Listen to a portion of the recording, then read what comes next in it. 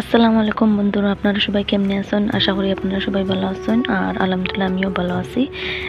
আমি যে আগে আমার ভাগ্নির একটা রিং সেরেমনির ভিডিও আপনার সাথে শেয়ার করছিলাম।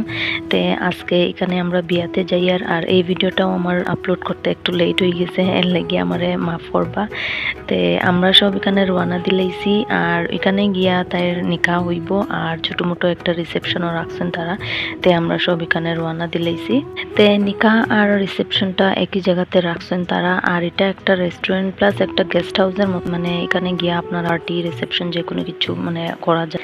আমরা গিয়া ঢুকে গেলাম জায়গাতে আর এখানে সবকিছু রেডি করা হয়ে গেছে আর আমরা সব রিলেটিভস এর মধ্যেই এটা করা হয়েছে নিকাহ আর রিসেপশনটা। আর এখানে আমি একটা জুম করিয়া দেখাই আর এখানে কন্যা বোয়াত আছেন আর স্কাই কালারের দুপাট্টায়। আর এখানেও আমরা মৌলানা সাহেব আই গেছেন আর নিকাহটা পড়ানি হয়েছিল।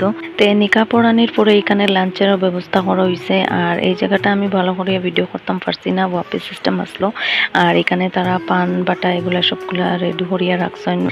নিকাহ রিসেপশনের জায়গাটা খুব সুন্দর হয়েছে। আর এখানেও আইয়া মানে সবই খুব আরাম পাইছেন, কারণ খোলামেলার জায়গা আর ফটোশুট করতেও খুব ভালো লাগছে। আর মানে লেকের পারে, এটা হাফলং লেকের পারে।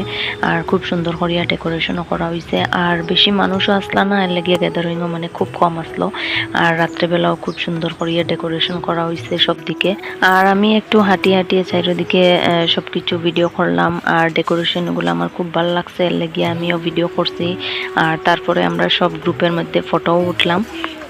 আর আমার ভাগ্নির ড্রেসটাও খুব সুন্দর হয়েছে। আর এটা আমি এখানে সুন্দর করিয়া মানে শ্যুট করতে পারছি না, তারা খুব সুন্দর করিয়া শ্যুট করছে এটা। আর গাউন লাগাইছিল তাই এটা। আর এখানে তারা এঙ্গেজমেন্টের রিং মানে পড়াইতো করিয়া মানে একটু রেডি করছিল। এটাও আমি এখানে ভিডিও শ্যুট করলাম। তারপরে নিকাহ হওয়ার পরে এখানেও দামানদার কন্যা একলোকে বোয়াত আর তারার নানি দাদি তারারে নেক দেওয়ার লাগিয়া খুব বেশি লাগালাগি করছেন। আর খুব মজা লাগছে এটা দেখিয়া। আমরা যখন এখানে গিয়ে পৌঁছিছিলাম তখন 3টা সাড়ে 3টার মতন হয়ে গেছিলো। আর এখন আমি যখন শ্যুট করি তখন 6টা এরকম বাজি গেছে। দামান পার্টি তারাও অনেক দূরে থেকে আইসেন, পাথারহান্দি থেকে। তারা এখান থেকে যাইতা গিয়া তারপরে এখানে মানে সবকিছু রেডি করা হয়েছে আস্তে আস্তে মানে বিদায় দেওয়ার লাগিয়া। তাই হয়েছে আমার আরেকটা ভাতিজি। তাই এখানে ঝুলাত আসলো। আমি কইলাম ঝুলো একটু। তাই তখন কর যে তাই হাতে বেদনা হয়ে গেছে, তখন তবুও তাই ঝুলছে। ফাইনালি আমরা কন্যা বিদায় দেওয়ার সময় আই গেছে আমার ভাগ্নিরে। এখানে সব একটু ইমোশনাল হয়ে গেছেন।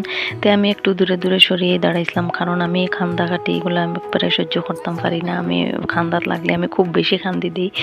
আমি এখানে সরিয়ে দাঁড়াই হয়েছি। ফাইনালি কন্যারা বিদায় দেওয়া হয়ে গেছে। আর এই ভিডিওটি আমি এখানেই শেষ করি। আর আপনারা যদি ভালো লাগে লাইক করবা, শেয়ার করবা। আল্লাহ হাফিজ।